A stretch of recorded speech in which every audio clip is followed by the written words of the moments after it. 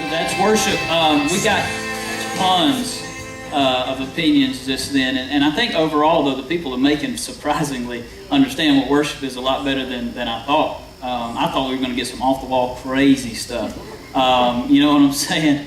And we didn't, surprisingly, and so it shocked me. But I'm gonna give you a definition of worship this morning that if you got your notes section, you can write this down. And this is not the definition of worship, but this is something that we put together that I believe will help you understand truly what worship is. Worship happens when I place my mind's attention and my heart's affection on the Lord in response to who He is and what He has done. Let me say that again so you can get it. Worship happens when I place my mind's attention and my heart's affection on the Lord in response to who He is and what He's done. Say it after me. Worship happens when I place my mind's attention and my heart's affection on the Lord in response to who He is and what He has done. You think that's a pretty good definition of what worship is? This morning we're going to talk about when Jesus met the woman, the Samaritan woman at the well. Many of you have heard this story. And Jesus ends up talking about worship at the end of this passage. But let me give you a little bit of background real quick. Jesus is tired. The Bible literally says that He is wore out. And He's trying to get to Galilee, but see, there was this area of land called Samaria. And Jesus was a Jew, and most Jews never would go through Samaria. There was this constant battle going on between the Jews and the Samaritan people. And they didn't interact, they didn't intermarry, they didn't really hang out a lot because they were just angry at each other. They had this constant battle. And so normally Jews would never go through Samaria. But it just so happens that Jesus is so tired and so wore out, He wants to take a little shortcut through Samaria so He can get to where He's got to go quickly. And so He goes through this place called Samaria. And while He is there, he encounters and meets this woman. This Samaritan woman. Your first blank is this: worship is an encounter with God, which is exactly what's about to take place in this passage, John 4:4-9. Let's read it. It says, "Now he had to go through Samaria." I want to stop right there. It says He had to go through Samaria. There's a reason Jesus had to go, and it was more than just getting to where He had to go. It was more than just a geographical idea. It was the fact that it was a divine appointment that God had set up for Him and this woman to meet. For this woman to have an encounter with Him and for Him to have this encounter with her. So He had to go through Samaria, and it says, "So He came to a town in Samaria called Sychar, near the plot of ground Jacob had given to his son Joseph." And it says, "Jacob's well was there, and Jesus, tired as He was from the journey, sat down by the well. And it was about the 6th hour, which is noontime. When a Samaritan woman came to draw water, Jesus said to her, 'Will you give me a drink?' For His disciples had gone into the town to buy food. And the Samaritan woman said to Him, 'You are a Jew, and I am a Samaritan woman. How can you ask me for a drink? For Jews do not associate with Samaritans.'" So it caught this woman off guard that Jesus was even coming through here for the fact that He was a Jew. And then not only that, but He asked the woman for a drink of water, which was very unordinary. And she's caught off guard because she doesn't understand what's going on here. I think it's significant. Jesus, it's noontime, the Bible says. Now, what's so significant about it being noontime?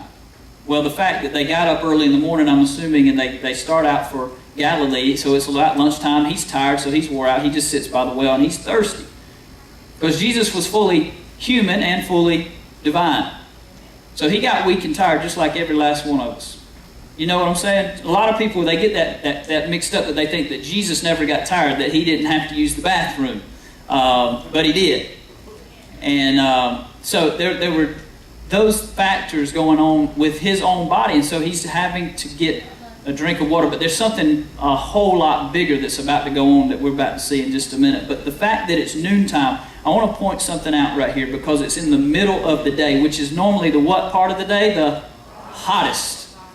And, when I was reading through this passage this week, I felt like the Lord spoke to me that when it's the hottest time of your life, and when there's a situation and you're in the middle of something, and you don't quite understand it, and it's not quite comfortable, because the hottest part of the day is not normally comfortable. You want to be inside in the AC, am I right?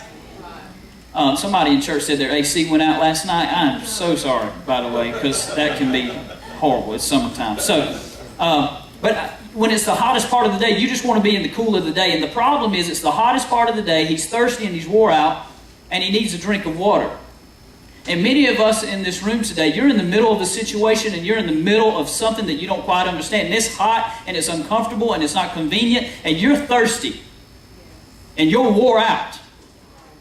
And I'm going to tell you real quick what's going to get you through it. It's your worship that's going to get you. It's going to be the encounter that you have with God that at the end of the day is going to say, I'm going to get through this thing.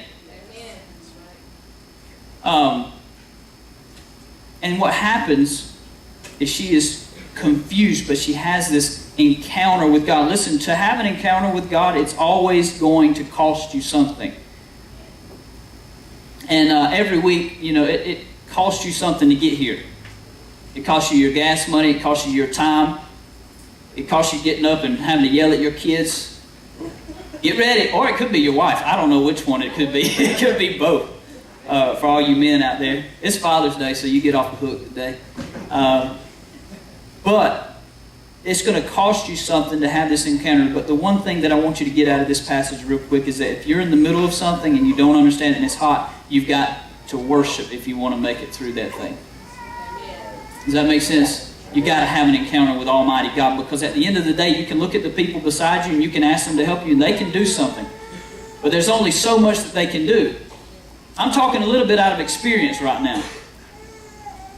With my mom passing, I question, and I'm still questioning, to be quite honest with you, a lot of different things. And many of you have been there and you quite understand that. And people came and they helped, and they were there and they surrounded us, they helped us, provided some food. I tell you one thing, if I have ever had chicken, oh my God, I don't want no more chicken for another month. We had so much chicken at my house. You open up my refrigerator and it's like a KFC just running out of my refrigerator right there. It was ridiculous. And but I thank God for that. But there's only so much that people can do. And at the end of the day, I would lay my head down on my pillow, and I'll be honest, I was peopled out. You ever been there? You were just tired of people?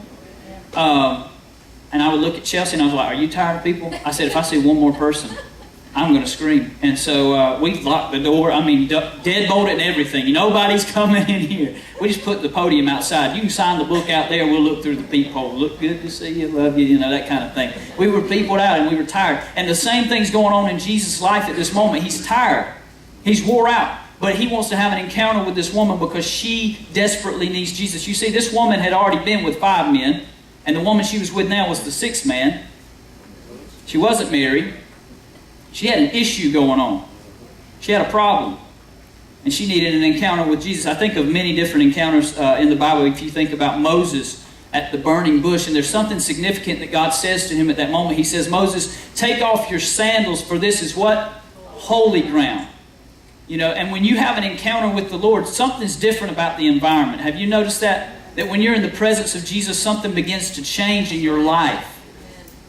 And there's something different about it. I think about when Elijah was on top of Mount Carmel, and he's having this battle with these prophets, and they're deciding whose God is real and whose God is not. And basically he calls down fire from heaven, and the fire comes. And all these prophets are killed because he has an encounter with God. He says, God, you got to show up. And some of you are in that situation where you got to have God to show up. If you're there, can I just see your hand? It's okay to be real. You're like, God, if you don't show up, I don't know what's going to happen, and I got to have you. This is the same thing that's going on in this woman's life.